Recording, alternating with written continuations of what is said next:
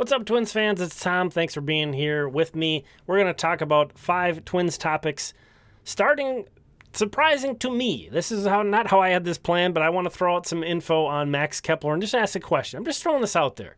Is Max Kepler an unsung hero of the 2024 Twins? Let's get into some numbers because I've never been the biggest Max Kepler guy, to be completely honest. I think part of it is kind of wrapped up in just the fact that it has felt like he's not reached his potential. I want to put the disclaimer out there that one baseball player can only do so much in any given game, even a starting pitcher, but especially any kind of a hitter, any kind of a position player. Obviously, you can only come up once every 9 guys in the order, and you can't force people to hit the ball at you in the field, even if you're a great defensive player like Max Kepler is. But I found this fascinating. These are the Twins' record when Max Kepler starts and when he doesn't start, and when he makes an appearance and when he doesn't make an appearance from 2024. Now, it's really easy just to say, well, duh, Max Kepler got hurt early, so he was out for a good chunk of their season opening slump, and then he got hurt late and missed basically all of September. So he missed that really ugly stretch at the end of the year. And that was sort of my first reaction when I looked at it as well. But I want to ask you, was this team down so bad in part because Max Kepler was missing? And I'm as shocked as anyone to be asking that because, again, I'm not a huge Max Kepler guy. You see at the bottom there, I included his leverage stats via Baseball Reference.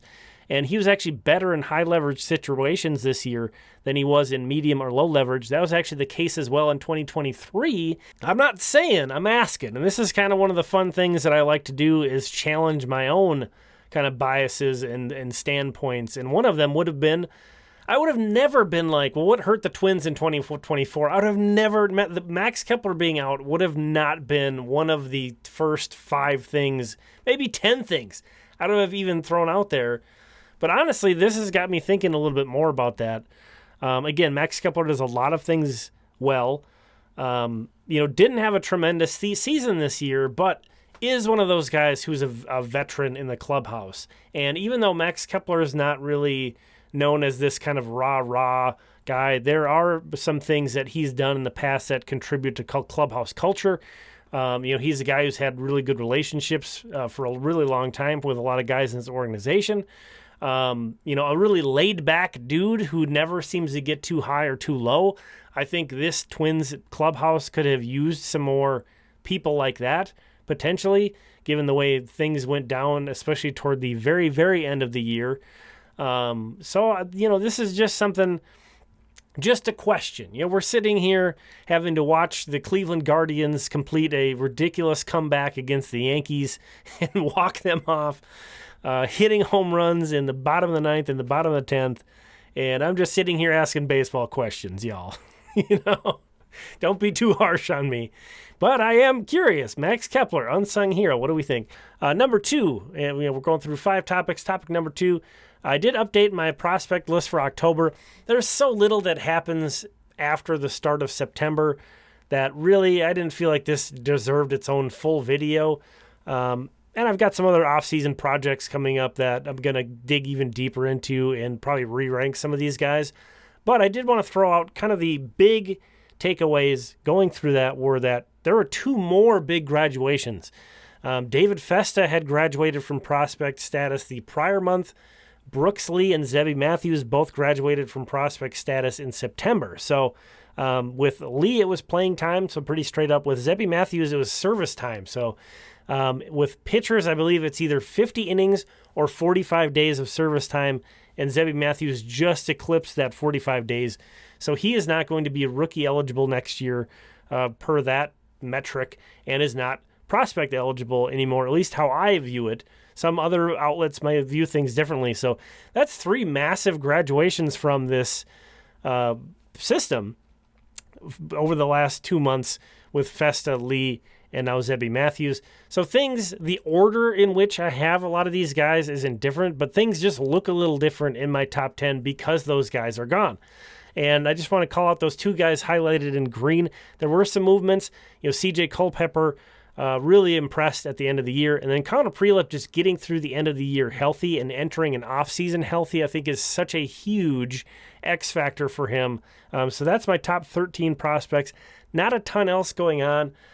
Peyton Eels did move into just outside my top 30.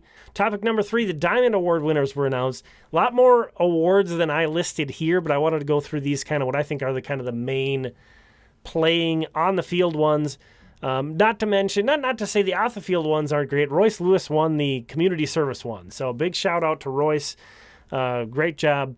But here are the MVP, pitcher, rookie, and most improved from the Diamond Awards. And I also put the Twins Daily Awards because I wanted to talk about Willie Castro winning the MVP from the Diamond Awards as voted on from the Minnesota Twins media members of the Baseball Writers Association. There's not a pick. I don't think there's an obvious pick for team MVP this year, and I think that's unfortunate because it tells you a lot about what you need to know about the 2024 Twins. But I will say I wanted to include the Twins Daily winners because they went with Carlos Correa, and I say they because I didn't participate in the voting this year. I was just to be honest, I was so wiped and just not wanting to think about the Minnesota Twins, to be completely honest. That probably doesn't sound good. But just at the time that votes were needed to be submitted, I just did not even want to sit down and try to think this through, to be completely honest. But Twins Daily went with Carlos Correa, and Willie Castro finished 7th on their voting. So he wasn't even close. So it's really interesting to see. I think, I love Willie Castro. Everybody knows by now how much I love Willie Castro. I realize, unfortunately, the thing working against him is that he had such a bad, really second half. The team's downfall really coincided with Willie not playing well as well. That's really frustrating and a bummer. But guy led the team in plate appearances, and I think that is especially valuable on a team like the 2024 Twins that had a lot of guys that missed time. Speaking of which, Carlos Correa, he barely played over half the season. I think, given what he did when he was active, that was the biggest contribution. I think you can easily make that argument that that was the biggest contribution any Twins player made was the time in which Carlos Correa was healthy. He was phenomenal when healthy. But that's the thing. We got to keep saying, when healthy. Carlos Santana certainly deserves a shout out in this conversation as well. For me, and I'm like a guy who wants to give relievers love. I've been somebody who tries to give, especially middle relievers, respect that they deserve, and always try to call that out, especially when the conversations go toward, taking pitchers out, starting pitchers out early. It's like, hey, hold up. A lot of these 6th, 7th, 8th inning relievers are remarkably good. So this might seem kind of funny coming from me, but I would not have voted for Griffin Jax for pitcher of the year. Now, if you're asking me who did their job the best on the pitching staff, Griffin Jax, for sure.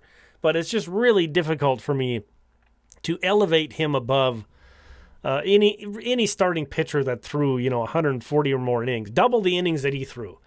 It's really hard for me to say that he was the pitcher of the year over those guys. And again, that's not to say that they did their job better than he did, but it's just the degree of difficulty in which being a starting pitcher or being a reliever is extreme. And I would not have put Griffin Jax as my number one guy, but I don't have a big issue with him winning pitcher of the year. Rookie of the year, Simeon Woods Richardson, slam dunk, saved the rotation. The savior of the rotation, Simeon Woods Richardson, took such a huge step forward. And, it was unfortunate, again, like we were talking about with Willie, kind of the team's downfall coincided with Simeon Woods Richardson really slowing down there toward the end as well. So, that kind of puts a sour taste on his season, but no denying that he had a great year and deserves to be recognized. And most improved, both places also go with Cole Sands. Remember that the first time we're seeing these guys at the major league level, that is an incomplete product. And who would have guessed, especially with how he threw, Griffin Jax. If you go back in time to his rookie year and him as a starting pitcher and tell people he would evolve into this, they wouldn't believe you. What I want everybody to do with those last 3 names in particular is keep that in mind with guys that come up and struggle. And I think there were so many guys in 2024 with the Twins that did and kind of fell flat or didn't look good in limited time. And just that doesn't mean that that's what these guys are. Some of those guys that struggled this year might end up on these Diamond Award winners next year. So topic number 4, kind of it is some newsy stuff. Matt Borgschulte is returning as Twins hitting coach. This is sort of his history as a coach. In 2018, the Twins hired him to be on the staff of the GCL Twins. Then he went to Fort Myers, went all the way up to AAA. So that quickly he got to AAA. In 2020, he was a AAA hitting coach with the Red Wings and then was with the Saints in 2021. In 2022, the Baltimore Orioles plucked him away from the Twins system.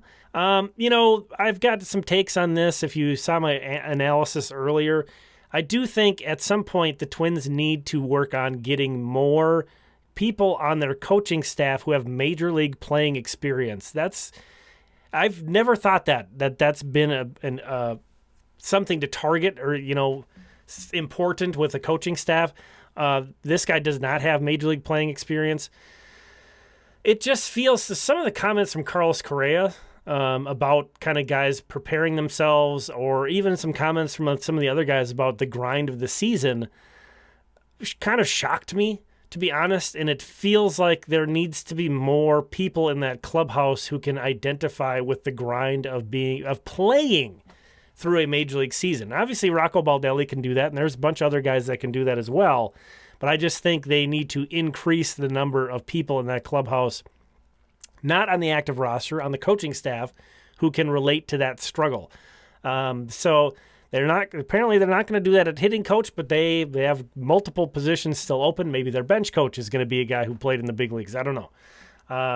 So I think the positive here, though, is this is a guy who has been in the system. He's familiar with everything. He's familiar with everything in terms of how things work, who's in what positions. He's coached a bunch of the guys on the team. So there's a familiarity. This is kind of an easy step. It's not a complete rebuilding of the hitting program. They're just kind of going back to something they've had before. That is going to be beneficial in terms of the transition. Whether that's, maybe they needed a full refresh. So maybe that won't be a good thing. I don't know. I'm not smart enough to know that. I'll say that much. But it does seem like this is an easier transition than from someone just completely new. So that could be good. We shall see. We'll be rooting for them. I'll say that much.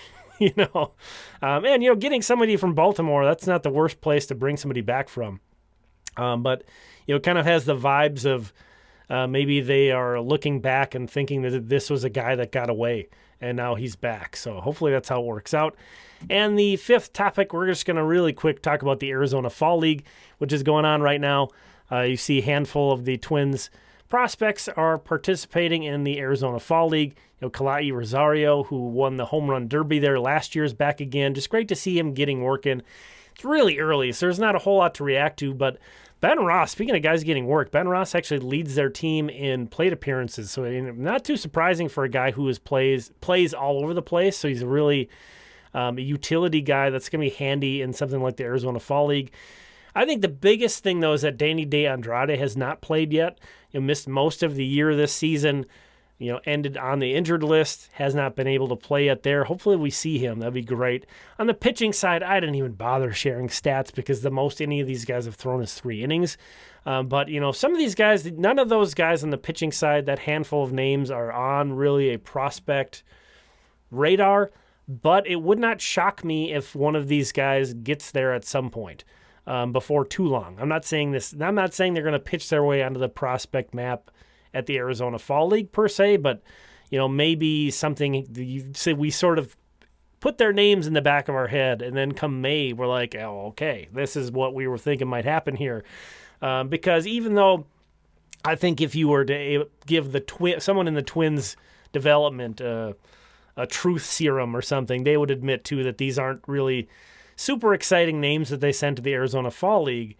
But at the same time, these guys are there for a reason. These 5 guys were there. There's a lot of pitchers. The minor league systems are massive, so there's a lot of names that they were going through, and they picked these 5 guys for some reason. So I don't want to completely kick dirt on these guys, but I do think the biggest storyline is just Kalai Rosario getting more reps in. That's huge. And then is Danny DeAndrade going to play? Those are the kind of two things about the AFL to me. So that's going to wrap it up. Let me know that weird Max Kepler theory. I'm surprising myself with that one. So let me know if I'm just like having off-season madness or if I'm onto something there. We'll talk again soon.